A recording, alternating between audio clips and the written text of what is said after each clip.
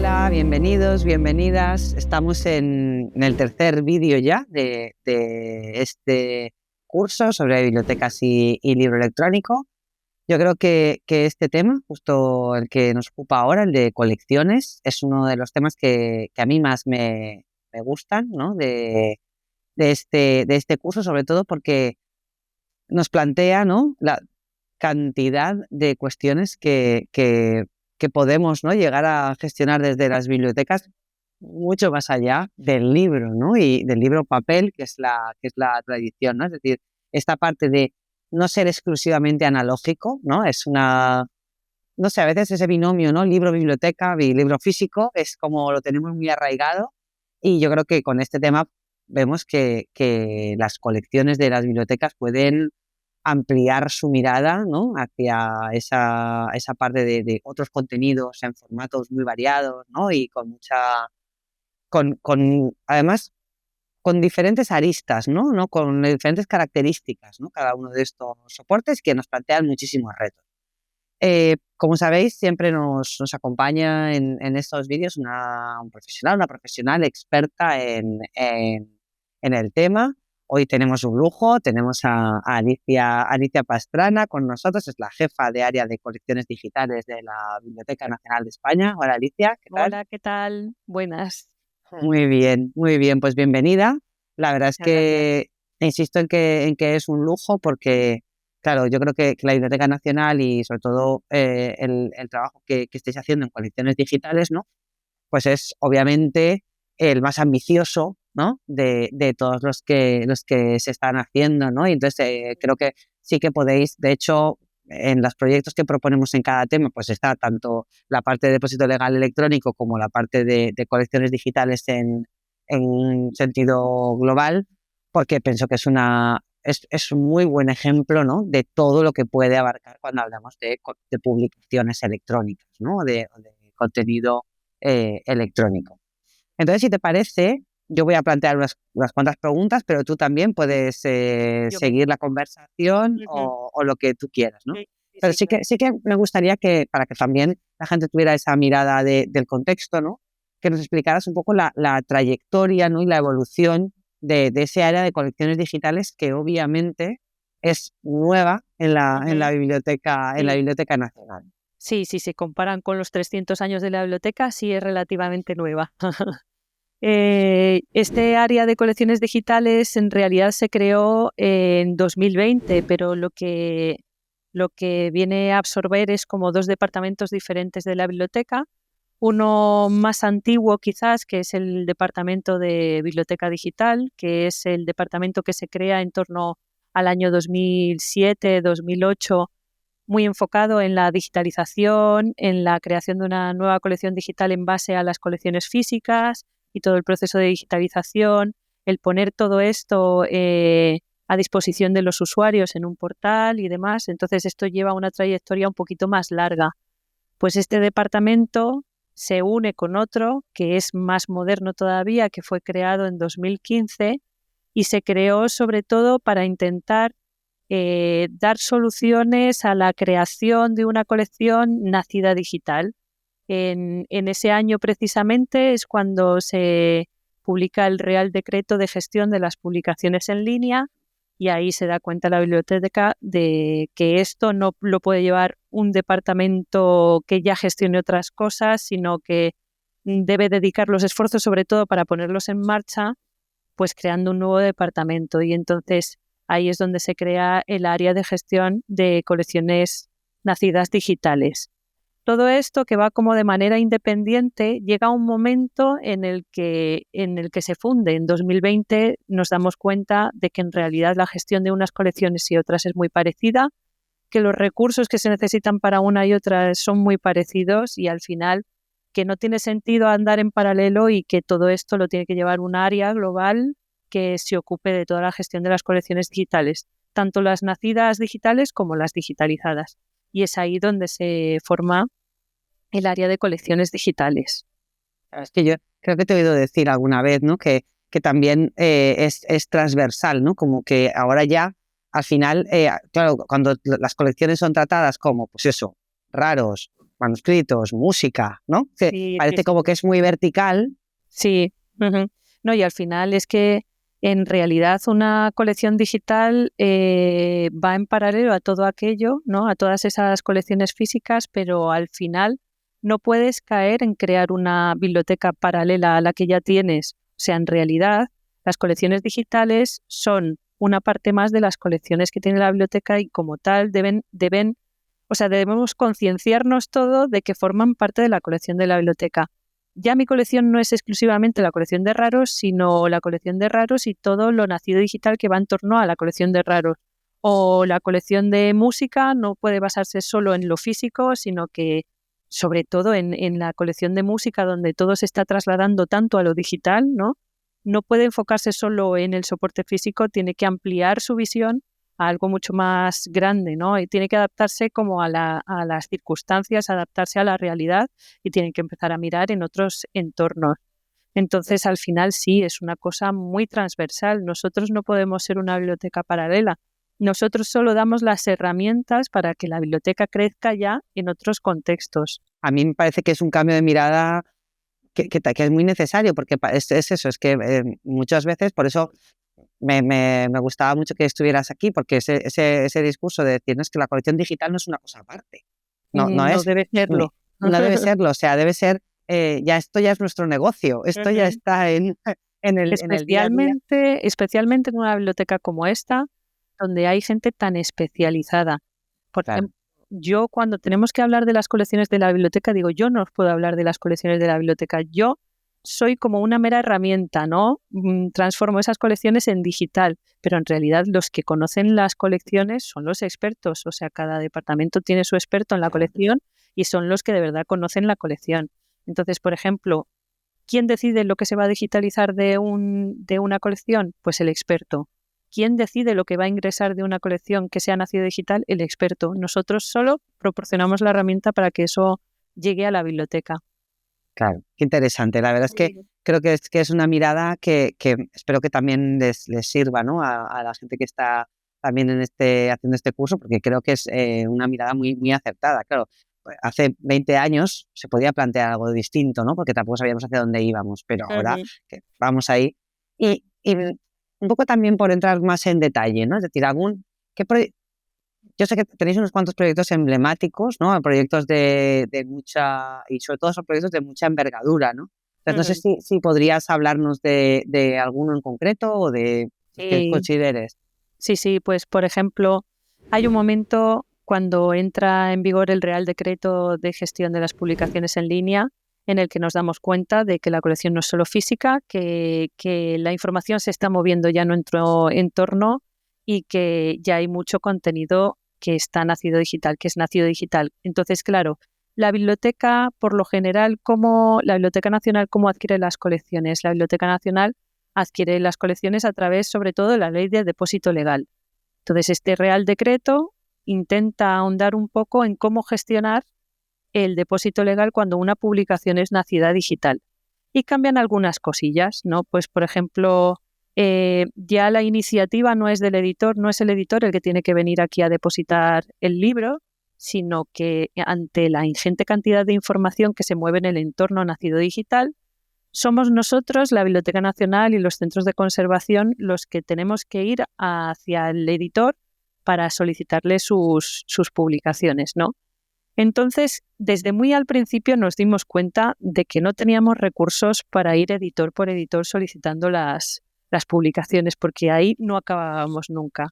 Entonces, uno de los grandes proyectos que ha abordado la Biblioteca Nacional es contactar ya no con los propios editores, sino con las distribuidoras, que al final tienen un papel fundamental en todo esto, porque ellas agrupan un conjunto de editoriales enorme, muchísimo mayor del que nosotros podríamos abordar yendo una a una.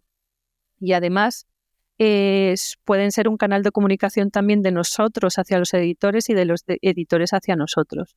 Entonces, ¿qué hacemos nosotros? Lo que solemos hacer para intentar agrupar el mayor número de colección de libros electrónicos, pues es acudir a las grandes distribuidoras y a través de ellas pues vamos ingresando en la biblioteca toda la producción editorial en formato electrónico. Todo eso, pues ya digo, nos ahorra muchísimo trabajo. Por otro lado, o sea, el depósito legal electrónico, además de añadir esa novedad en la que somos nosotros los que acudimos a los editores y no a la inversa, nos proporciona otras maneras para poder ingresar contenidos dentro de la biblioteca, para poder aumentar esa colección dentro de la biblioteca. Entonces, lo que utilizamos también es la recolección web, que es una cosa así menos conocida, pero que al final también es muy importante, porque a lo mejor hace unos años se podría dudar de la calidad de la información que se mueve a través de Internet, pero yo creo que hoy en día dejarnos Internet fuera del contexto de lo que es el patrimonio bibliográfico nos dejaría pues en lo que hablábamos, una edad oscura, o sea, dentro de poco, si no conservamos toda esa documentación, vamos a perder muchísima información que no se mueve nada más que en ese contexto, que no va a aparecer nunca en libros físicos. O sea que al final perderíamos parte de la documentación o del patrimonio bibliográfico. Entonces esa es otra de las vías que nosotros tenemos para poder recopilar una colección o reunir una colección nacida digital, el archivado web, que básicamente consiste en ir recolectando contenidos en base a unos criterios previamente establecidos. Normalmente, claro, el problema de lo electrónico para nosotros es que nos enfrentamos a algo a lo que no nos hemos tenido que enfrentar hasta ahora, que es la selección. Hasta ahora en la Biblioteca Nacional cabía todo. Ahí nos quitábamos cualquier responsabilidad. Este libro es bueno, es malo, no lo sabemos, todo para adentro. O sea, aquí todo se tiene que depositar. Ahora con lo electrónico no podemos hacer eso, entonces empiezan a aparecer los criterios de selección. Claro, ahí ya nos enfrentamos a algo a lo que no nos habíamos enfrentado antes. ¿Qué es importante? ¿Qué no es importante? Pues ahí tenemos que intentar establecer unos criterios de selección que sean lo más abiertos posible, sin sesgo. O sea, intentar recolectar todo lo que podamos creer que puede ser de interés para el futuro. Para quitarnos esa responsabilidad, lo que hacemos también muchas veces, lo que hacemos habitualmente, son recolecciones masivas, lo que denominamos recolecciones masivas de Internet. ¿Y esto cómo es? Esto es pues que cogemos un dominio, como es el dominio .es, y ahí pues intentamos recoger todo el contenido de ese dominio al menos una vez al año. Hemos empezado a hacerlo también con otros dominios nacionales como el .cat, como el .eus o como el .gal, intentando quitar, o sea, sobre todo evitar que haya un sesgo en lo que estamos seleccionando, porque ahí haces un barrido, tienes todo el panorama de lo que hay en Internet en un momento determinado y tienes un reflejo de lo que había en la web en cada año que hacemos una recolección. Y ese es otro como de los grandes proyectos. Luego la legislación, el Real Decreto de Gestión de las Publicaciones en Línea, nos abre otra vía también de colaboración, que es la de crear convenios con otras instituciones para que sean colaboradoras nuestras en lo que es en la reunión o en crear las colecciones digitales. Hay muchas instituciones que tienen muchos contenidos patrimoniales que son de interés, que solo se publican en el contexto digital, o sea, son nacidas digitales, no tienen un soporte físico, y que son tan ingentes que realmente reunir todo eso dentro de la Biblioteca Nacional supondría tal trabajo que nos llevaría años o décadas poder hacerlo. Entonces, si son instituciones que ya tienen una política seria de preservación digital a largo plazo, no tenemos la necesidad de guardar también nosotros esos contenidos. Entonces, son ellos los que los guardan en base a unos criterios que nosotros establecemos, nos dan acceso a esos contenidos y es como si en realidad estuvieran dentro de la biblioteca. Este modelo es, por ejemplo, el que hemos seguido con Radio Televisión Española. Radio Televisión Española tiene una política de preservación digital muy seria y en vez de intentar guardar nosotros todo el archivo de Radio Televisión Española, todo el archivo que ellos han hecho público a través de Internet, pues son ellos los que velan por ese archivo y simplemente nos dan acceso a nosotros a toda esa colección. De esa manera podemos intentar equilibrar un poco los esfuerzos y ganar en eficacia también con los recursos que tenemos. A mí me parece muy interesante lo que estás planteando, porque realmente también veo que en todos los proyectos que has comentado, así como emblemáticos, hay no sé si un cambio, pero sí que hay una apertura en cuanto a los agentes, es decir, con quién trabaja la biblioteca, Ujú. y también con los roles dentro de lo que siempre hemos dado como fijado por el ecosistema del libro, ¿no? Entonces, Ujú. en realidad estamos viendo como las bibliotecas, en este caso Biblioteca Nacional, pero también otras bibliotecas, ¿no? Están o pueden cambiar, ¿no? O ampliar tanto los agentes con los que colaboran, pues como acabas de comentar, ¿no? Los agentes han cambiado radicalmente, o sea, ya Radicalmente, fíjate. entramos, o sea, antes era editor bibliotecario, ahora ya en un contexto como Internet, ¿quién es el editor? O en plataformas como Filmin, Netflix, ¿quién es el editor? ¿Quién es? O sea, al final es que empezamos a introducir nuevos actores que antes no estaban dentro de este contexto, vamos. Claro, y eso también nos hace que tengamos pues eso, ¿no? Podamos tener las bibliotecas un papel importante, ¿no? También en el marco de este curso se hace en el marco de KR21, donde se plantea, ¿no?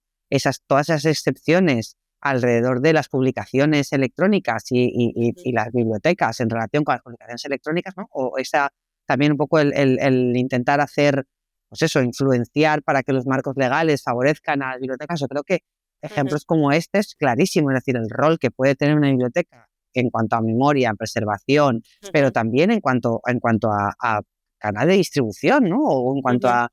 Puede ser interesantísimo, ¿no? Ese cambio de rol nos pone en una situación interesante. Nosotros, por ejemplo, lo que nos enfocamos mucho en la preservación. Al final, lo que queremos hacer también es intentar tener una colección bibliográfica representativa del país. Esta colección bibliográfica tiene que englobar también lo nacido digital, porque dejar fuera lo nacido digital deja parte del patrimonio fuera. Y, y es cierto que en este nuevo contexto, los editores o los productores de contenidos no se fían, porque es verdad que el documento electrónico no es como un documento físico, es menos controlable. Y al final nosotros lo que intentamos hacer es poner en valor el papel que tenemos como garantes de que eso perdure en el tiempo. Porque es cierto que todo el contenido que se mueve por Internet o todo el contenido nacido digital también es muy volátil, es muy efímero y de otra manera se perdería para siempre. Claro, Entonces, nosotros ponemos muy en valor el papel que hacemos como garantes para que esto perdure en el tiempo, para que se preserve a largo plazo. en la conversación que teníamos con Patricia Sampera también, cuando hablábamos de marco legal, también utilizaba mucho la palabra seguridad, ¿no? Y seguridad en todos los ámbitos, seguridad jurídica, ¿no? En el Ujú. acceso, seguridad de preservación, seguridad, es este papel, yo creo Ujú. que es verdad que es muy, muy interesante. Hay otros proyectos que también tenéis y que también nos hacen que cambie un poco ese papel de agente, ¿no? Yo creo que alguna vez lo hemos hablado, pero sí que me gustaría que comentaras un poco más detalle, ¿no? Que algunos de esos agentes con los que estáis trabajando y colaborando para garantizar acceso, para trabajar, es con las propias comunidades autónomas, ¿no? Y Ujú. esa forma de articular también trabajo con comunidades autónomas y no centralizar todo en la biblioteca. ¿Nos Claro. puedes hablar un poco de esto? Y, por ejemplo, en todo el tema de lo nacido digital, es importantísima la colaboración. Porque, bueno, igual que lo es en lo físico, porque lo físico también está como distribuido, ¿no? El depósito legal está distribuido entre las distintas oficinas. Con esto pasa un poco igual. Al final, la cantidad de información es ingente y si no colaboramos todos, pues siempre se nos escapará más información. Entonces, nosotros, por ejemplo, dentro del Consejo de Cooperación Bibliotecaria tenemos un grupo de trabajo con las distintas comunidades autónomas que lo que pretende es intentar eh, recopilar la información, cada una en su entorno, en su contexto territorial, ¿no?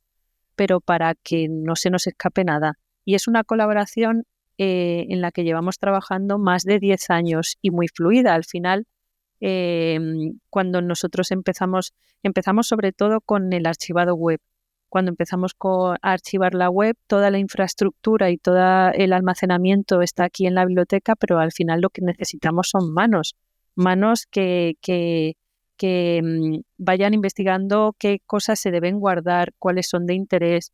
Al final lo que necesitamos, y de hecho ahora mismo tenemos como alrededor de 50 conservadores web distribuidos en todas las comunidades autónomas, que lo que hace es que la colección pues abarque el mayor número de contenidos posible, que no se deje nada fuera, aunque eso sabemos que es imposible, ¿no?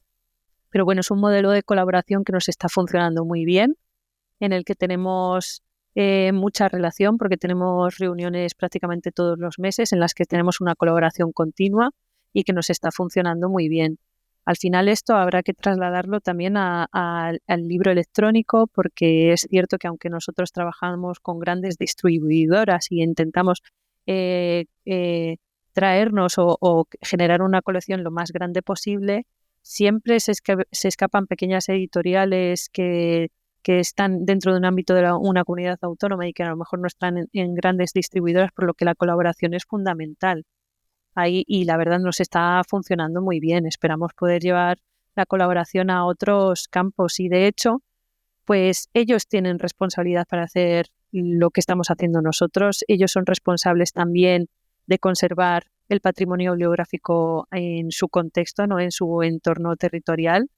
Y también a nosotros nos permite jugar un papel más importante dentro de la sociedad, porque es cierto que ahora mismo el modelo de consulta de todos los libros electrónicos es un modelo de consulta muy, muy centrado en lo físico, o sea, es muy parecido a lo físico.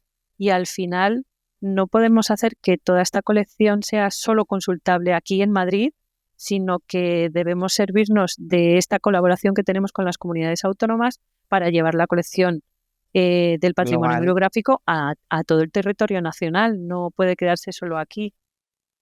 A mí esto me parece muy interesante, Alicia, porque creo que plantea, pues eso, o sea, que abre mucho las puertas de la Biblioteca Nacional, o sea, mucho más que la biblioteca digital, que decir, mucho más, o sea, que abre muchísimas puertas y que creo que es una oportunidad de colaboración y de, como tú bien dices, de representación y de preservación de todo de todo lo producido, lo nacido digital, ¿no? Uh-huh. Que también es a tener en cuenta. Bueno, pues no te voy a robar mucho más tiempo, pero sí que me gustaría que habláramos un poquito para acabar, ¿no?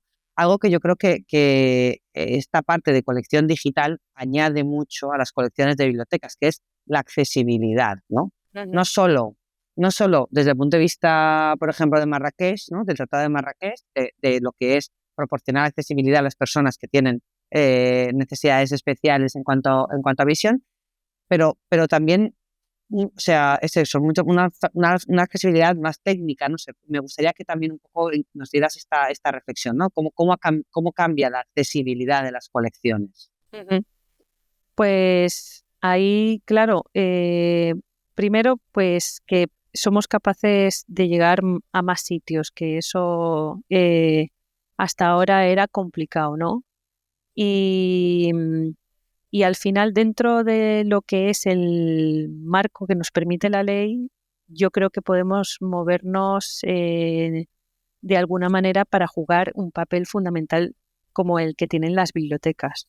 Primero voy a hablar de acceso, luego si quieres hablamos de accesibilidad. Por ejemplo, o sea, nosotros estamos explorando dentro de lo que es la colección digital hasta dónde podemos llegar, cómo podemos llegar a más gente. Por ejemplo, ahora estamos tratando mucho sobre las obras fuera del circuito comercial. La biblioteca tiene muchísima producción o al final tenemos todas las obras que se han producido en España. Entonces, hay alguna línea de digitalización que está muy enfocada en obras fuera del circuito comercial, que lo que nos permite es todas esas obras que ahora mismo no podrías encontrar de ninguna otra manera en el mercado, pues que pudieras difundirlas de alguna manera en abierto, pero también pagando a las entidades de gestión de derechos para que los autores estén remunerados, pero de alguna manera hacer accesible obras que de otra manera es que ya no lo son. O sea, al final son obras que ya no son accesibles. También estamos trabajando mucho en colecciones que se han digitalizado, que ya están en libre acceso, que están libres de derechos. Estamos intentando mejorar la accesibilidad a estas obras, porque es cierto que una digitalización siempre es un poco más ruda, más difícil de consultar, y lo que estamos haciendo es generando nuestros propios libros electrónicos en base a esas colecciones digitalizadas. Entonces, de alguna manera también intentamos hacer más accesible todo lo que ya hemos digitalizado y que está libre de derechos.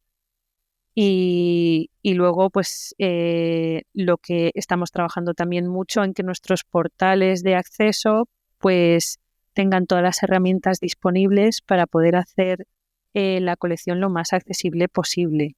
O sea, estamos trabajando con herramientas que permiten una legibilidad mucho mayor. Estamos trabajando mucho el OCR, que al final es todo lo que lleva por detrás la colección digital y lo que va a permitir que eso sea más accesible todavía. Entonces estamos ahí trabajando en varias líneas para poder hacerlo todo más accesible. Claro, es que para mí es que creo que es una de las claves, ¿no?